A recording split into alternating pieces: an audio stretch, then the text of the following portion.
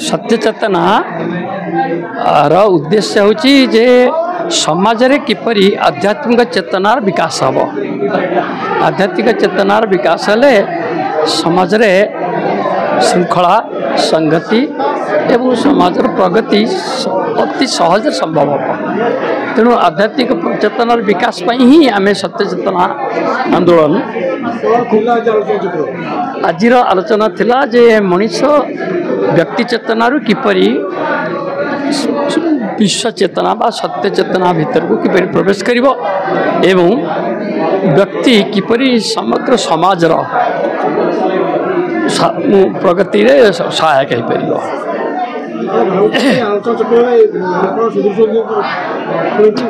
निश्चय रूप में आलोचना चक्र एटा गुरुत्व हम कारण एठै आमे अन्य कौनसी वैषयिक जीवन विषय जगत कथा कहने आध्यात्मिक चेतनार कथा कहे तेणु चेतना आध्यात्मिकरण हेले प्रत्येक जीवन धारा बदली या प्रभाव इच्छा रही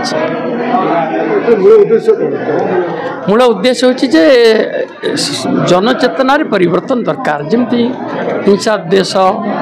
एवं ये जो अस्थिरता अशांति दारिद्र्य ये सब भय जमी दूर हम परिवर्तन हे कलिजुग शतका 100 परिवर्तन हे तो कलिर महत्व रही किंतु जो धार जो धरणर कलिर प्रभाव जाऊँगी अर्थात अज्ञानता प्रभाव चली कमिज निश्चय जदि सत्य चेतना आंदोलन को व्यापक कर दिया जाए ताले ये जो गोष्ठी चेतना समाज चेतना यार प्रभाव निश्चय पड़ो एवं यार सुफल निश्चय समस्त अनुभव करेंगे पाइबाटा सहज होते लोक आसिले ये मार्ग न पाते तो कि आसते जी जो एत आसी से माने मार्ग खोजुंट एवं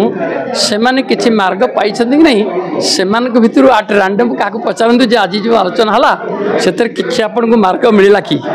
से ही कहे अच्छा ना सत्व विद्यते भाव ना भाव विद्यते सतः उभयोरपि दृष्टान्त तन्मूय तत्वदर्शी सत्र विनाश केबे नहीं असत्र स्थिति केबे चिरस्थायी नुहे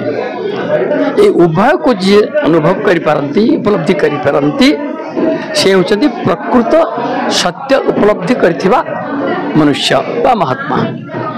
सत्य को उपलब्धि करिबार सहज मार्ग होची जे असत भीतर थाई सत को खोजिबा एवं असत भीतर थाई सत को उपलब्धि करिबार आस्पृहा रखिबा एवं सेतिपई चेष्टा करिबा ताहले प्रत्येक मनुष्य असत रु सत आड़ निश्चय छिपे एटा होची आजिर आलोचनार सार कथा। मो डॉक्टर शिशिर दास ये कलिंगनगर K7 सभापति एवं ये सत्य चेतना अनुष्ठान उपदेष्टा आमर जो आंदोलन आरंभ होती सत्य चेतना आलोचना चक्र ता द्वारा विभिन्न अंचल लोक मान सचेतन करने जहाँ आम इच्छा करले आम निजर परिचय को आम निजे बुझीपर आम भितर जहाँ शक्ति अच्छी चिन्ह पार एवं समस्त जड़े जड़े दिव्य आत्मा समस्त जड़े दिव्य आत्मा समस्त ईश्वर अंशविशेष यही चिंतार आम जो उद्बुद्ध हवा ताले संसार में बर्तमान जो हिंसा द्वेष युद्ध ईर्षा ये सबू को आम प्रतिहत कर ये सब जिनसर उत्कल उद्देश्य होगा समस्त जदि से चिंतार उद्बुद्ध हवा ताल जिते सब नेगेटिव फोर्सेस नेगेटिव चिंता अच्छी ताको आम अतिक्रम कर ये हूँ यार उद्देश्य एवं ओडिशार विभिन्न जगार ये आलोचना चक्र करने आम योजना करूँ विभिन्न जिले में भुवनेश्वर विभिन्न अंचल ये आलोचना चक्र अनुष्ठित करने योजना अच्छी जो पत्रिका अच्छी मासिक पत्रिका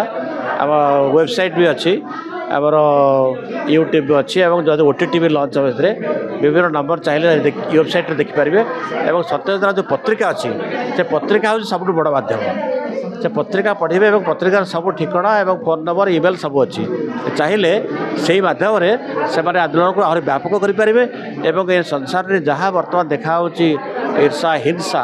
हत्या लुंठन जो प्रकार ଖବର ଆମେ ପାଉଛେ ପ୍ରତିଦିନ ସକାଳୁ ଉଠିଲେ ଭଲ ଚିନ୍ତାରେ ଉଦ୍ବୁଦ୍ଧ ହେଲେ ଏ ସବୁ ଆପେ ଆପେ ଦୂରେଇ ଯିବ। ଆମେ ପ୍ରକୃତିରେ ଈଶ୍ୱରଙ୍କ ସନ୍ଧାନ ପାଇପାରିବା। ନିଜକୁ ଆମେ ଭଲ ମଣିଷ ଆମେ ଗଢ଼ି ତୋଳିବା। ଏ ହେଉଛି ଧନ୍ୟବାଦ।